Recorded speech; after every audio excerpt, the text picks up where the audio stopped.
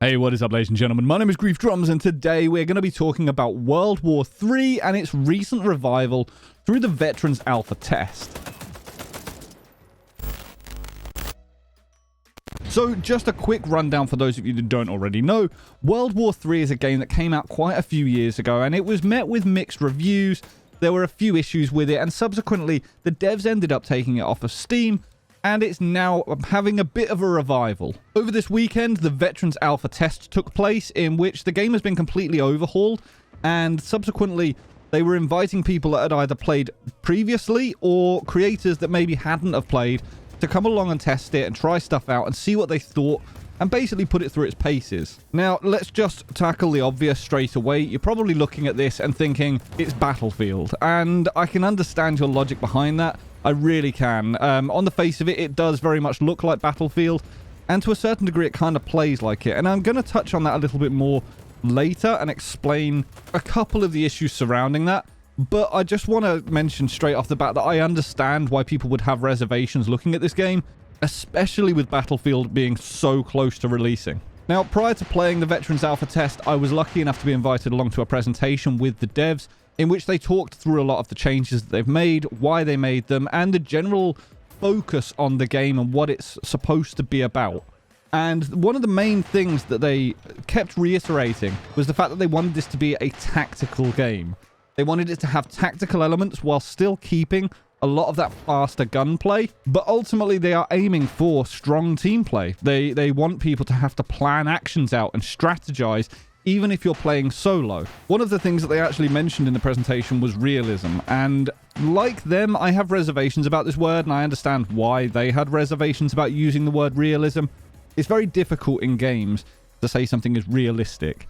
Rainbow Six is a perfect example. People run around with giant reinforcements just hidden away in their pocket that they can whip out whenever they want. If you wanted that to be realistic, you would have them stored somewhere in the map, and you have to physically drag them around the map before you can put them up, and it ruins a lot of that immersion. So instead, they're focusing on playable realism, which, you know, I think is a better sort of way of phrasing it to keep everybody happy.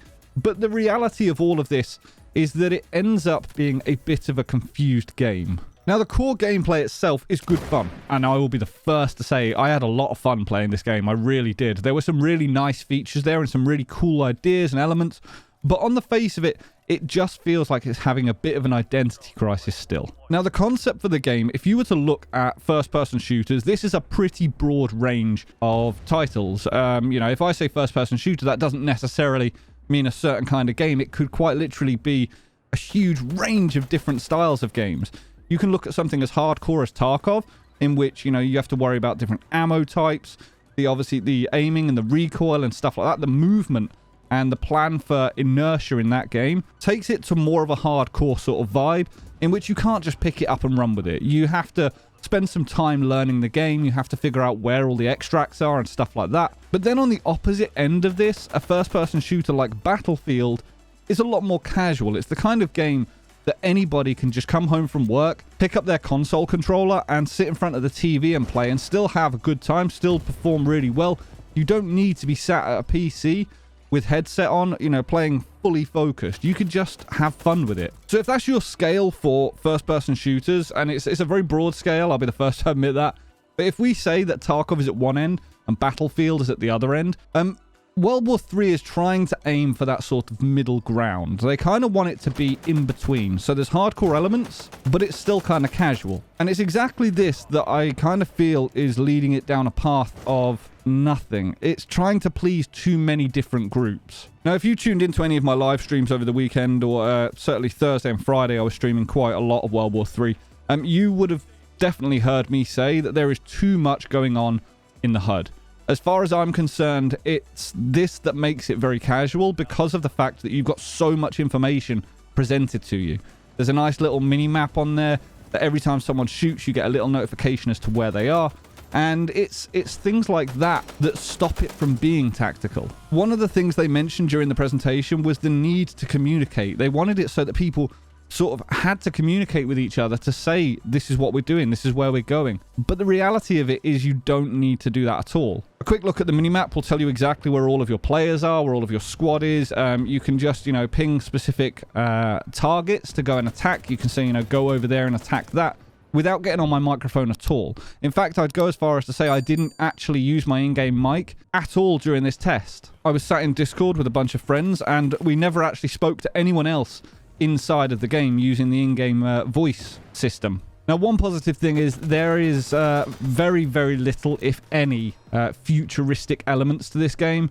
The devs did stress that it's based in modern day. It's not a futuristic game, and they didn't want to take it in a futuristic way. And I think that was one of my issues with Rainbow Six.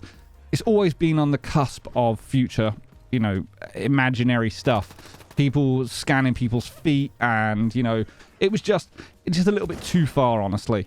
So World War III being based in modern day, I think is it's kind of refreshing, actually, to just go with a base level concept of this is set today. There is an abundance of customization, though. There is a hell of a lot of it, and some of it is really nice. I like the ability to, you know, unlock different attachments for my weapons.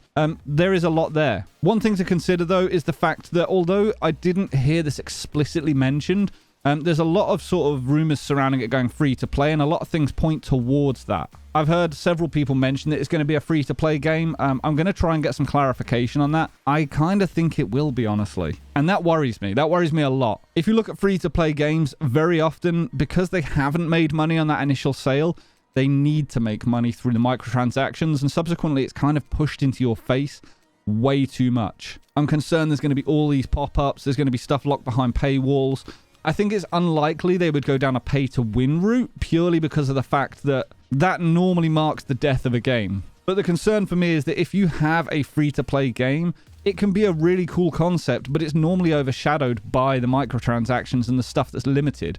Enlisted was a prime example of this. The core concept of the game, World War II, run and gun, kind of like Hell Let Loose, was a really nice idea. You run around with squads of AI teammates. So the battles really did feel busy. But the problem with it is just the fact that it didn't work because so much was menus and locked stuff. It was just a real pain. Now, the alpha test itself was 20v20. This seemed like a little bit too few people for the TAC Ops missions.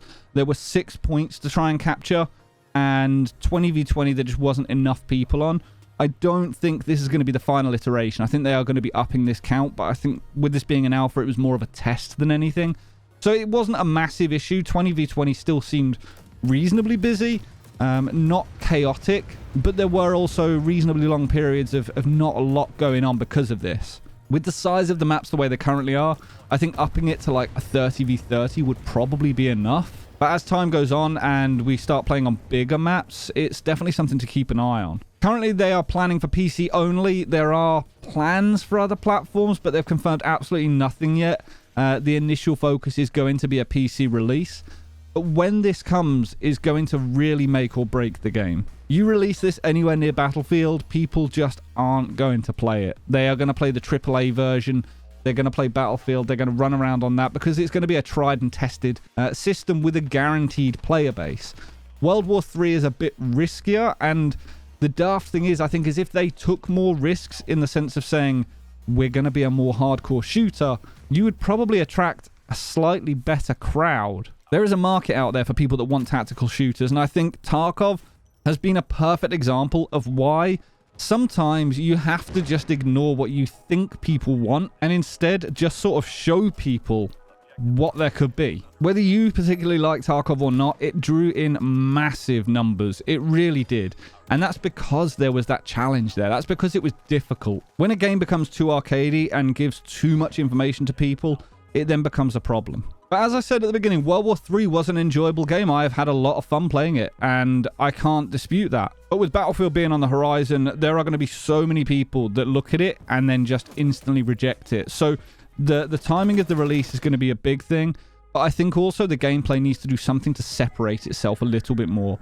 I know this was an initial problem in the original version of the game, but personally for me, if you look at these two screens side by side, this is all of the HUD on and this is all of the HUD off. One is extremely cluttered and gives you way too much information. It stops you from actually having to communicate with your friends, and it just puts the game kind of on easy mode. It just makes it too arcadey. There are some other faults with the games. The recoil is tough to manage initially, I think. It's not gratuitous, it's not over the top, but it is certainly a little bit challenging at ranges.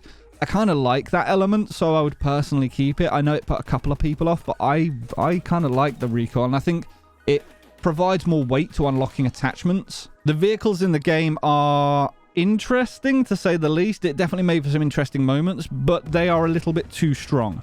Right now, C4 can take vehicles out pretty easily if you can get close enough, but the RPGs, I've seen, you know, sort of BTR take 4 or 5 RPG rounds and still be moving around. I kind of would like to see that toned down a little bit, because I feel at the minute that the vehicles are actually detracting from the gameplay rather than adding to it. The movement within the game is really nice. It's pretty fluid. There's some sliding on knees and stuff, which is very sort of Call of Duty. I wasn't offended by any of that. I kind of liked the movement in the game. I would probably slow it down a little bit though. No, I would slow it down a lot. I think to make it more tactical and to make it so that your decisions have consequences, I would make it so that it's a lot slower, certainly for the normal jogging and the animation side of things. The sprinting, basically the way it works is there are 3 running speeds. You can either walk, you can run, or you can sprint by double tapping shift. And by doing that, your weapon actually raises up into the air, and it's a long time to ADS and to sort of bring it back down onto target. So there is a real consequence to doing that. You want to cover ground quickly, you can double sprint. But by doing that, you are leaving yourself really vulnerable and open to getting absolutely destroyed by someone and not being able to react. I think by slowing down everything a little bit, it would mean that, you know, everything has more consequence and choice. But as I say, on the whole, the movement feels really fluid. The audio in the game could do with a little bit of tweaking at this time. I found that my teammates were a lot louder than the enemies. On a couple of occasions, I genuinely had a giant tracked vehicle parked next to me and had no clue it was there. An enemy vehicle, you know, with an engine running, I should have been able to hear that clear as day. It almost felt like my teammates' audio and the enemy team's audio needed to be flipped, because for some reason my team was really loud and the enemy weren't. So I don't quite know what was going on with there. But again, all of these issues can quite easily be resolved because this is just the alpha test. So hopefully the devs will take this feedback and just, you know, work on it and improve on it. But hopefully that gives you a bit of an idea as to what the game is about, what they're aiming for, and whether you should play it. I think in its current iteration, I think it's worth giving it a go. If you had access to the previous version of World War 3, this version is worth playing and having a bit of fun on. Until we wait for Battlefield. Does it extend beyond that? In the current state, probably not. But like I say, if they were to make it more hardcore, I would definitely play a lot more of this. I really would. When I say more hardcore, though, I don't mean adjusting the time to kill. I think that's perfect at the minute. I really do like the time to kill at the moment. The maps are nice. They're fluid. There's a lot of really cool choke points on the maps. But yeah, just turn the HUD off. I genuinely think that will go a long way to fixing a lot of the issues that I was currently finding with the game. Anyway, hopefully you enjoyed this video. Hopefully it gives you a bit of an insight. If you did, please consider hitting the thumbs up. If you don't already, make sure to subscribe. One last thing is a big thank you to the devs in World War 3 for inviting me along to everything. I'm sorry if this feels like I slated your game. That's genuinely not my intention at all. More a way to provide feedback, because I think my concerns and the community concerns from people that stop by my Twitch chat, I think they paint a pretty good picture for what the community is feeling, or what the potential community and potential player base, what they are thinking when they see the game. Anyway, ladies and gentlemen, until next time, stay reckless and relentless.